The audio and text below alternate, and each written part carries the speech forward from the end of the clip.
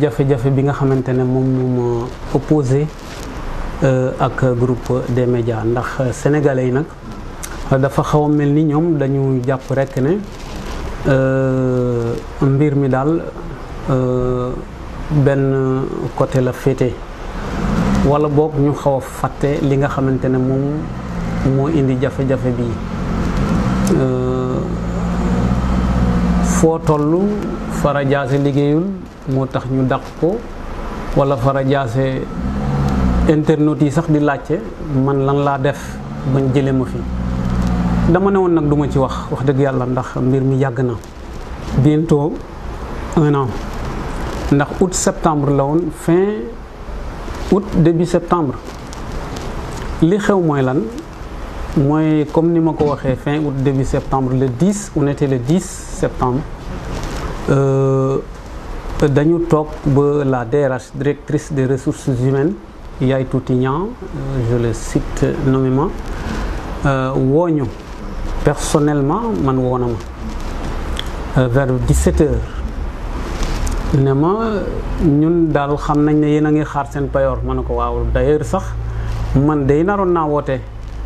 ndax xaar gi yàgg na nous sommes le 10 tey septembre ñuy xaar suñu payoor ci mois d'août mu ne ma parce que dafa am nouvelle formule boo xamante ne moom ngeen di fayekoo léegi ma ne ko formule boobu mooy ban ak it formule beneen balay am xanaa nit ñi duñ leen informer mu ne ma de toute façon daal dinañ fay mais ku ci fay ku ci jot sa payoor soo ci gisee loo xamante ne neexu la nga woo kilifa gi ndax man ndaw rek laa ma ne ko loolu kay xam naa ko waaye ma ne ko waaye man du ma woote personnellement nit ñi dañu foog ne problème bi Fara Diassé kese la woon ak Bougane mais au début c'était pas ça tous les correspondants régionaux laa wax de je dis bien correspondants régionaux yi la ñu def jëf jooju le 10 11 12 ñu fay man je me retrouve avec 30 000 quelque chose comme ça maanaam sama salaire yëpp daanaka ñu yóbbu ko bi ma ko jotee tamit damaa dem récupérer sama xaalis rek yot sama njaboot toog di noppi quelques jours après moom mu woote kilifa gi ci boppam Bougane en personne te may fàttale ne loolu biñ ma ko defee du man kese lañ ko def tous les correspondants régionaux lañ ko def bi loolu amee on a constitué un groupe WhatsApp uniquement pour définir benn stratégie de riposte ndax loolu injustice la oppression la ñu doxtaan déggoowuñ ndax nag àdduna noonu la bindoo ñii ne nañu dem ci moom Dakar négocier ak moom ma ne leen man dew ma yeblewuma yónneewuma te bu ma kenn yónni man ak Petit Ba bi ñu Matam et nit ñi dañuy fàtte ne Petit Ba tamit ci mbir mi la nekk ñàkk na liggéeyam ni man kenn déggatu ko te ci lii la jóge loolu yëpp ma di ko fàttali ndax nit ñi dañu foog ne Fara Diassé kese la woon ak Bougane wala boog dañoo foog ne Fara Diassé dafa jékki-jékki rek di laaj Bougane loo xamante ne munta ne problème bi du Fara Diassé au début du wutoon Fara Diassé kese ak Bougane bi on a fait un collectif mu ne moom reconnaître le collectif boobu y a quelqu'un un confrère boo ko woo ne ko je te parle au nom du collectif mu ne non non ne me parle pas de collectif moi je reconnais pas de collectif le confrère mu ngi may dégg bon ma ne leen man dew ma yónneewu ma et je prends bien mes responsabilités ñu ne ma lu tax ma ne leen parce que je connais l'homme te ci kanam tuuti di ngeen xam lu tax ma ne leen je connais l'homme parce que lu bëri def naa ko ak moom ci noonu ñoom groupe bi tas man ak Petit Ba on a pris nos courage à deux mains on a écrit le SYNPICS ñu bind SYNPICS benn mémorandum baa ngi nii bien adressé à Bamba Kassé ngi nii Mamadou Adama Ba correspondant à Matam, Fara Diassé correspondant à Kaolack. ñun ñoo bind SYNPICS pour won ko ne ko kat ñun am nañ injustice boo xamante ne teg nañ ko ci suñu liggéey lu kat teg na ko ci suñu kaw. moom nag dégg naa ci biir bi muy tontu waa SYNPICS ne Bamba Kassé daf ko bañ. Je prends pas la défense de Bamba Kassé, mais il faut que mu leer ñun ñoo bind SYNPICS bind communiqué bi ñu ko defee après moom woo na ma personnellement ñu waxtaan du ma wax sax ñu waxtaan ndax dañu xuloo ndax dafa ñëw indi dogal ne voilà donc yéen est-ce que di woo na leen pour wax leen ne voilà les nouvelles décisions que nous avons prises ma ne ko non kenn woowuñu mu ne ma boo ma ne ko mu ne voilà désormais c'est ça ma ne ko saa waay ma ne ko li ngay def nii du dëgg du yoon loolu man maa ko wax problème bi nag fa la jógee ma ne ko dang ñu doon waroon woo ñu toog autour d'une table ñu waxtaan.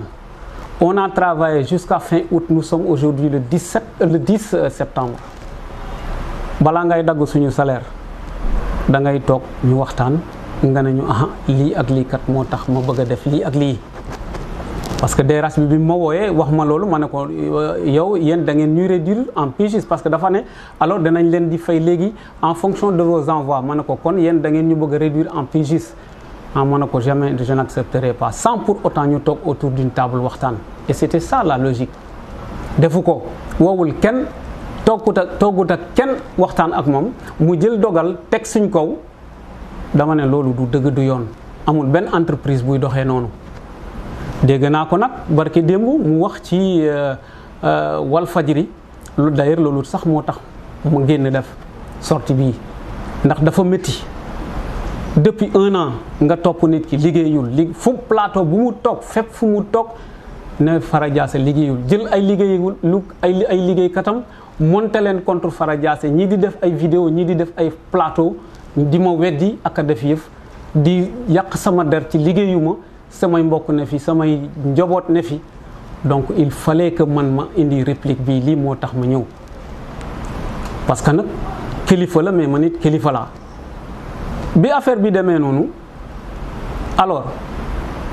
mu am division ci groupe bi ñiy defee nii donc man ak Petit Ba ñu continuer la lutte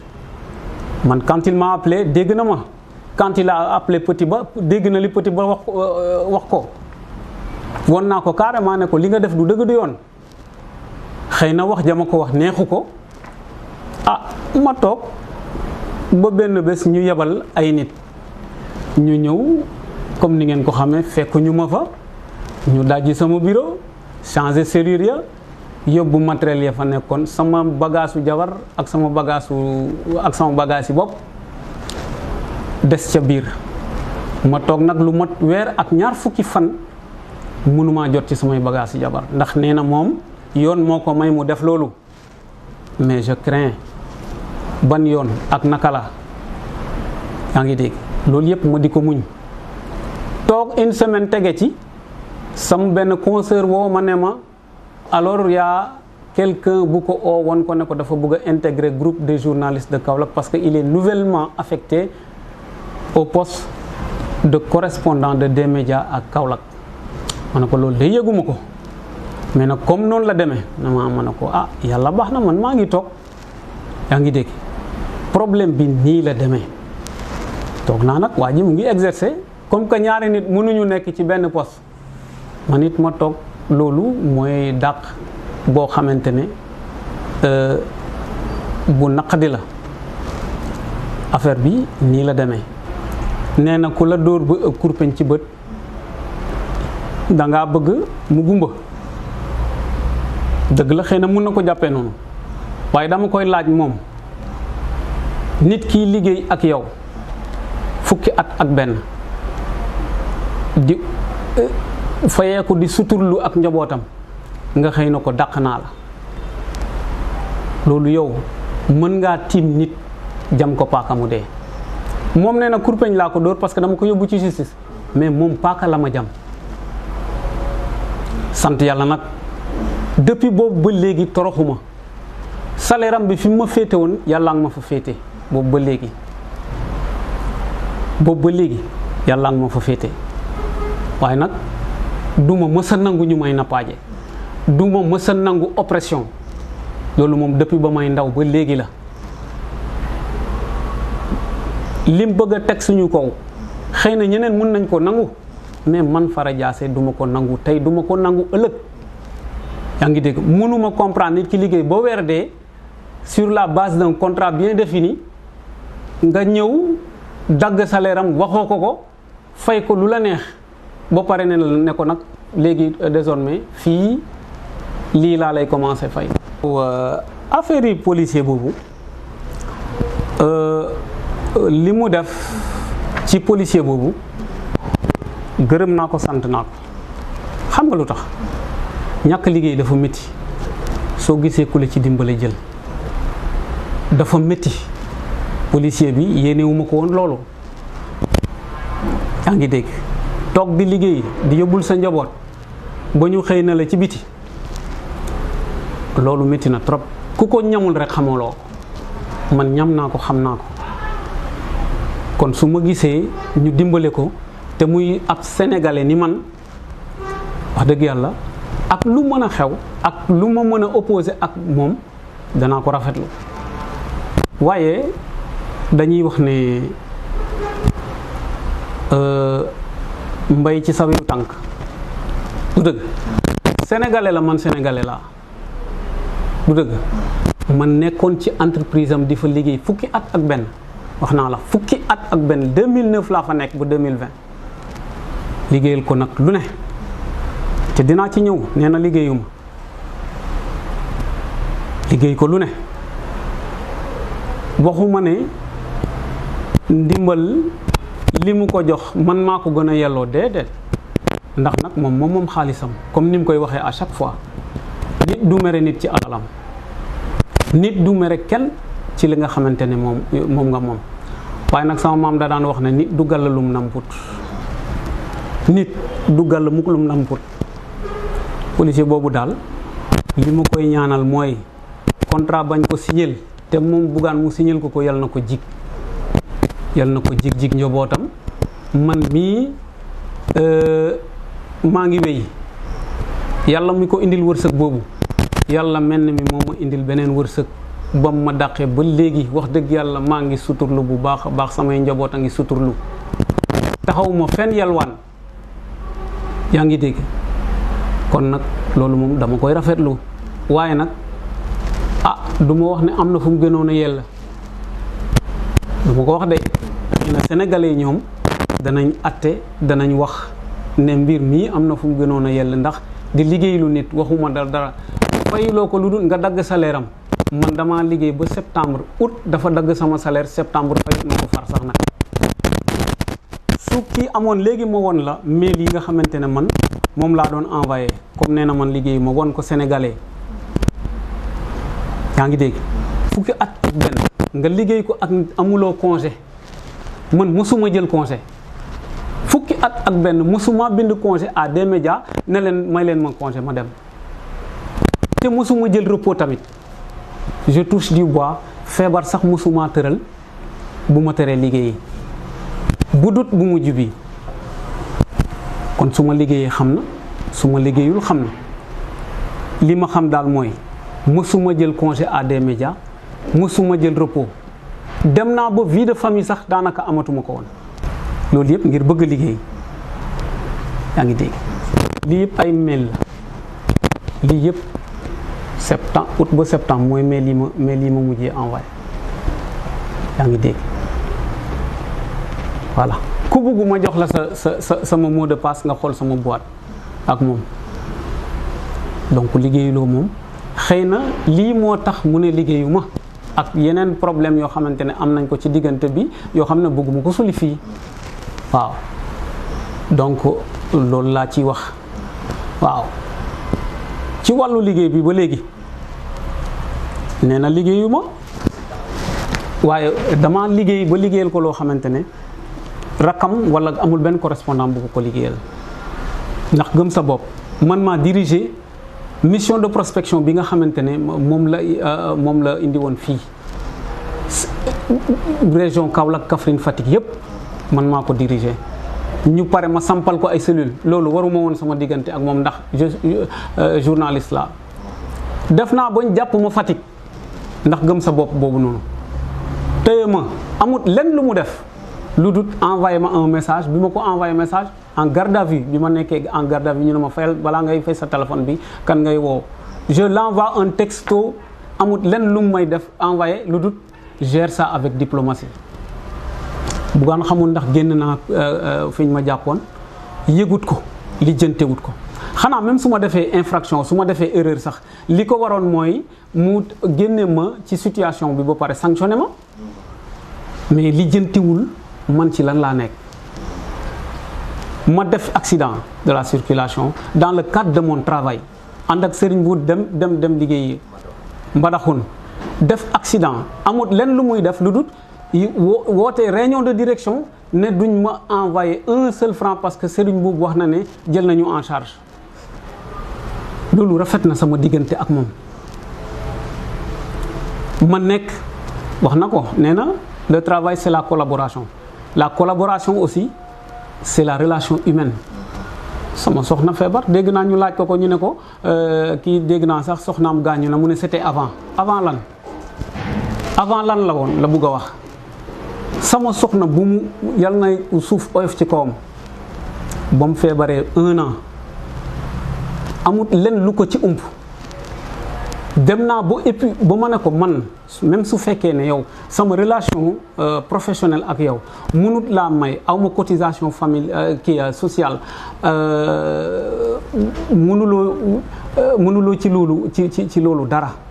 mais xanaa boog entre nit ak nit yaa ngi dimbale ñeneen nga jàpp ci soxna si ñu ma dimbale ko ñu faj ko parce que kat taxaw naa foo xamante ne dëgg yàlla samay poche vide na ok la ma ca may ñu dem ba yàlla dogal yàlla moom ko gisuma picc bu jógee Dakar ñëw ne Bougane moo lay jaale waxatuma la moom ma def accident gisuma kenn ku ma ñëw ne seet si ma waaw condition yooyu yëpp ma nekk ko di ko liggéey ak moom xanaa nit su feebaree sax wax dëgg yàlla nga war koo mën a muñal te man gisuma benn dama bëgg daal mu wax ma ci yan fànn wala boog yan moment la sentir ne Fara Diassé mii liggéeyut lii sama repos médical la woon sama certificat médical jour bi ma defee choc li lan la traumatisme crânien laa ci génne avec fracture de la première vertèbre cervicale gisuma kenn kon nag man itamit wax dëgg yàlla su fekkee ne maa ngi liggéey ak yow yëguloo ma am na yoo xam ne soo ko naree teg sama kaw ma fippu donc lii moo nekk problème bi liggéey nag moom dama ko liggéeyal ba liggéeyal ko loo xamante ne ay journaliste am liggéeyaluñ ko ndax gëm sa bopp moom fii ci région Kaolack Kaffrine ak Fatick man maa ko fi implanté te nekkutoon sama rôle dem nañ ba moment yoo xamante ne am na ku may onaan ma gars yi ñu ngi laajte ndax yow journaliste nga wala politicien nga